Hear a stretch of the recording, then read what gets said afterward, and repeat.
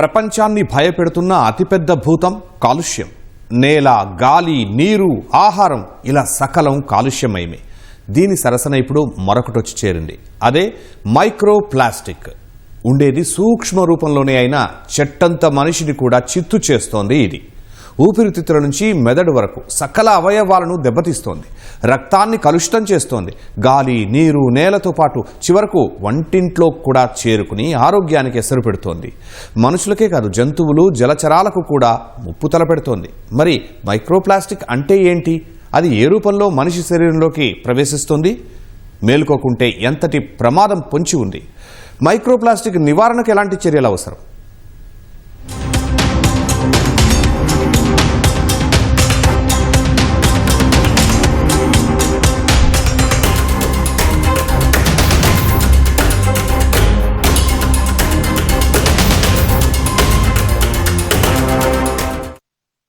కాలం ఆధునికంగా మారిపోయిందని సంతోషిస్తున్నాం. క్లిష్టతరం అనుకున్న చంద్రుడి దక్షిణ ధ్రువంపై రోవర్ను దింపామని ఆనందపడుతున్నాం. స్మార్ట్ ఫోన్ ద్వారా సకల సేవలను సులభంగా పొందుతున్నాం. మనిషి ఇంత సాధించినా ప్రస్తుత ఆధునిక సాంకేతిక యుగంలో ఒక సమస్య మాత్రం మనిషిని పీల్చి పిప్పి చేస్తోంది. ఆ సమస్య పేరే కాలుష్యం. పంచభూతాలు వివిధ రకాల కాలుష్యాన్ని ఎదుర్కొంటూ ఉండగా ఇది చాలదు అన్నట్లు ఇప్పుడు మైక్రోప్లాస్టిక్ కూడా తీవ్ర ఆందోళన కలిగిస్తోంది. బియ్యపు గింజ కంటే చిన్న సైజులో ఉండే మైక్రోప్లాస్టిక్ పీల్చే గాలి, తాగే నీరు, తినే అన్నం ద్వారా శరీరంలోకి ప్రవేశిస్తోంది. ఉండేది అతి చిన్న రూపంలోనే అయినా మెదడు, ఊపిరితిత్తులు, రక్తాన్ని దెబ్బతీస్తోంది. ప్రస్తుతం మైక్రోప్లాస్టిక్ జాడలేని చోటే లేదంటే పరిస్థితి తీవ్రతకు అద్దం పట్టే అంశమే. ఈ సమస్యపై పెద్ద చర్చే జరగడం లేదు. అయితే మేలుకోకుంటే మాత్రం మైక్రోప్లాస్టిక్ భూమిపై ఉండే మనుషులతో పాటు జంతువులు, నీటిలో ఉండే జలచరాల ఆరోగ్యాన్ని మరింత దెబ్బతీసే ప్రమాదం కనిపిస్తోంది.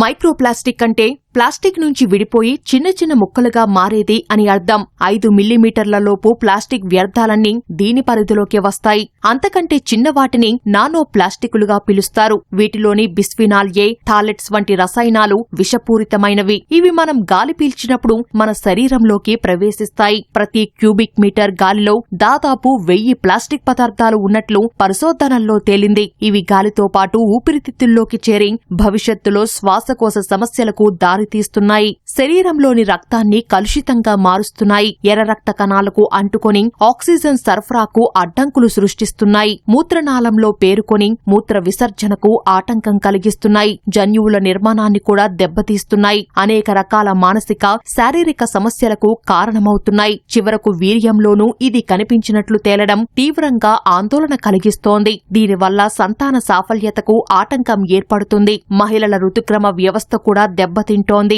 కంటికి కనపడని లేదా చేతికి అందని పరిమాణం ఉన్న ప్లాస్టిక్ రేణువులను మైక్రోప్లాస్టిక్ గా పరిగణిస్తున్నారు. చాలా మటుకు వివిధ ఉత్పత్తుల్లో వాడుతున్న పరిస్థితి చూస్తున్నాం.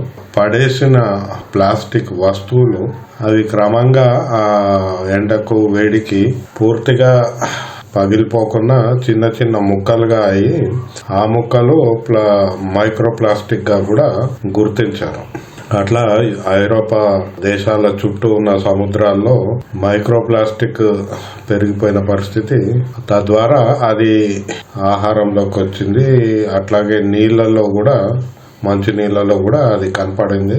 ప్రస్తుత కాలంలో మనుషులు వాడుతున్న వస్తువుల్లో చాలా వరకు ప్లాస్టిక్ వే ఉంటున్నాయి. తాగే గ్లాసు నుంచి వంట పాత్రల వరకు అంతా ప్లాస్టిక్ అన్నట్లుగా మారింది పరిస్థితి. ఇలా పేరుకుపోతున్న ప్లాస్టిక్ చిన్న ముక్కలుగా మారి శరీరంలోకి ప్రవేశిస్తుంది. అధ్యయనాల ప్రకారం మనిషి శరీరంలోని 0.2 కంటే తక్కువ వ్యాసం కలిగిన మైక్రోప్లాస్టిక్ రేణువులు సులువుగా చేరుతున్నట్లు తేలింది. మనం ప్రతిరోజు వాడే ఉప్పు, చక్కెరలోనూ ప్రమాదకర ప్లాస్టిక్ ఆనవాలు ఉన్నట్లు ఓ పర్యావరణ పరిశోధనా సంస్థ తేల్చింది. ప్రతి లీటరు సముద్రం నీటిలో వేల సంఖ్యలో ప్లాస్టిక్ కణాలు ఉన్నట్లు కూడా తేలింది. ఇవి చేపలు లాంటి జలచరాల శరీరాల్లోకి చేరుతున్నాయి. వాటిని తిన్న మనుషుల శరీరాల్లోకి చొరబడుతున్నాయి. సాధారణంగా ప్లాస్టిక్ బాటిల్ నీటిలో ఖనిజ లవణాలు ఎక్కువగా ఉంటాయని భావిస్తారు. కానీ అందులో నానో ప్లాస్టిక్లు ఉంటాయి. 1 లీటరు ప్లాస్టిక్ బాటిల్ నీటిలో సగటున 2.40 లక్షల ప్లాస్టిక్ రేణువులు ఉన్నట్లు గతంలో అమెరికా అమెరికాలో కొలంబియా విశ్వవిద్యాలయ అధ్యయనంలో తేలింది.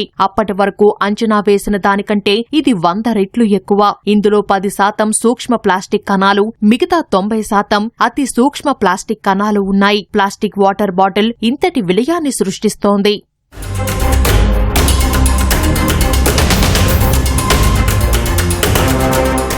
తల్లిపాలు బిడ్డకు శ్రేష్టమని అందరికీ తెలుసు. కానీ ఆ తల్లిపాలు కూడా విషంగా మారుతున్నాయనే ఆందోళనకర అంశాన్ని ఇటలీ శాస్త్రవేత్తలు వెల్లడించారు. రోమ్లోని 34 మంది ఆరోగ్యవంతులైన తల్లుల రొమ్ముపాలు బిడ్డ పుట్టిన వారం రోజుల తర్వాత సేకరించగా వాటిల్లో దాదాపు 75% అంటే 26 మంది పాలల్లో సూక్ష్మ ప్లాస్టిక్ అవశేషాలు గుర్తించారు. మైక్రోప్లాస్టిక్ కణాలు రకాలు, వాటి పరిణామం, రంగులను నిర్ధారించారు. కొందరి పాలల్లో 2-3 రకాల మైక్రోప్లాస్టిక్లు ఉన్నట్లు గుర్తించారు. ఇవన్నీ కూడా ఆహారాన్ని ప్యాకింగ్ చేయడానికి, నిల్వ చేయడానికి, రవాణా చేయడానికి ఉపయోగించే ప్లాస్టిక్ రకాలేనని తేల్చారు. ఇవి చిన్నారుల మెదడు, నాడీ మండలంపై ప్రభావం చూపడంతో పాటు హార్మోన్ల సమతుల్యతను దెబ్బతీసే ప్రమాదముంది. అలాగే పిల్లల ఎదుగుదలపై ప్రభావం చూపుతుందని వైద్యులు చెబుతున్నారు. అయితే తల్లిపాలల్లోని మైక్రోప్లాస్టిక్ ద్వారా జరిగే దుష్పరిణామాలపై ఎలాంటి రుజువులు లేవని భారత వైద్య పరిశోధనా మండలి పేర్కొంది. కేంద్ర ప్రభుత్వం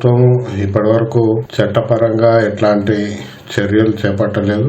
కాకపోతే అంతర్జాతీయంగా మాత్రం దీని మీద చాలా పెద్ద ఎత్తున ఆందోళన వ్యక్తమవుతుంది. దీనివల్ల మానవుల ఆరోగ్యం మీద, వాళ్ళ పుట్టబోయే సంతతి మీద కూడా ప్రభావం ఉంటుంది. ఎందుకంటే ప్రతి ప్లాస్టిక్ వస్తువు ఉత్పత్తిలో అనేక రకాల కెమికల్స్, రసాయనాలు వాడతారు. దాదాపు 19,000 రసాయనాలు వాడతారని ఒక అంచనా ఉంది. ఈ రసాయనాల వల్ల కూడా మానవుల ఆరోగ్యం మీద దుష్ప్రభావం కనపడే అవకాశం ఉంది. మనం చేయాల్సింది అధ్యయనం. మైక్రోప్లాస్టిక్ ఎక్కడ ఉత్పన్నమవుతుంది, ఆ ఉత్పన్నమవుతున్న వస్తువు అవసరమా లేదా, మరి ఈ ఉత్పత్తి అవసరం లేకుంటే దాన్ని నిషేధిద్దామా, ఇట్లాంటి ఒక అసెస్మెంట్, రెగ్యులేటరీ అసెస్మెంట్ చేయాల్సిన అవసరం ఉంది. అది చేసిన తర్వాత దాని మీద, ఆ ఉత్పత్తి మీద నిషేధం విధించి ఉత్పత్తి జరగకుండా చూడాల్సిన బాధ్యత ఉంది. మానవ శరీరంలోకి, ముఖ్యంగా రక్తంలోకి మైక్రోప్లాస్టిక్ రేణువులు చేరడం వల్ల పలు అనారోగ్య సమస్యలు తలెత్తే ప్రమాదముందని వైద్యులు చెబుతున్నారు. రక్తనాళాల్లోకి చేరడం వల్ల పక్షపాతం, గుండెపోటు తలెత్తుతున్నట్లు వైద్యులు చెబుతున్నారు. శరీరంలోని ప్లాస్టిక్ చేరితే సంతాన సమస్యలు తలెత్తుతాయని జాతీయ పోషకాహార సంస్థ హెచ్చరించింది.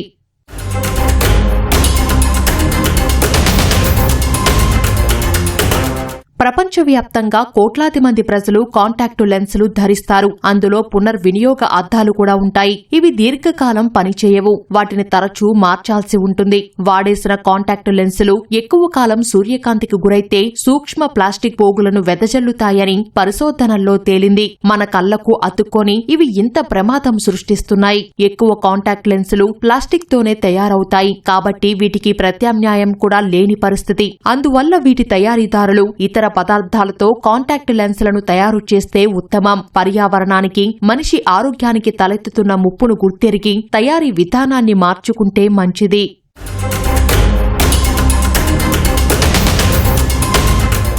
మనిషి తలుచుకుంటే ప్లాస్టిక్ వినియోగాన్ని తగ్గించడం, పర్యావరణాన్ని, తన శరీరాన్ని రక్షించుకోవడం అసాధ్యమేమీ కాదు. రోజువారీ జీవితంలో చిన్న చిన్న మార్పులు చేసుకుంటే సరి. నీటి వినియోగం కోసం మట్టి, పింగాణి, గాజు, స్టీలు గ్లాసులు వాడితే ఉత్తమం. ప్లాస్టిక్ సీసాలోని నీటి కంటే ఫిల్టర్ చేసిన నీటిని తాగితే మంచిది. టీ తాగేందుకు కూడా స్టీల్ గ్లాసులు, కప్పుల్లో తాగడం ఉత్తమం. కాగితపు కప్పుల వినియోగం కూడా పెరగాలి. ఇంట్లో ప్లాస్టిక్ డబ్బాలు కాకుండా గాజు సీసాలను, స్టీల్ డబ్బాలను ఎంచుకోవాలి. కూరగాయలు కోసేందుకు ప్లాస్టిక్ పలక బదులు చెక్క బల్లలు, రాతి స్టీలు పలకలు వినియోగించాలి. భోజనాలకు, అల్పాహారాల ప్యాకింగ్కు అరటి ఆకులు, కాగితాలు వాడటం మేలు. ఇవి భూమిలో 100% కలిసిపోతాయి. ఇంట్లో వండిన, బయటి నుంచి తెచ్చిన ఆహారాలకు స్టీలు, రాగి, అల్యూమినియం పాత్రలు వాడాలి. ప్లాస్టిక్ సంచులు కాకుండా బట్ట, జనపనారతో చేసినవి వాడుకోవచ్చు.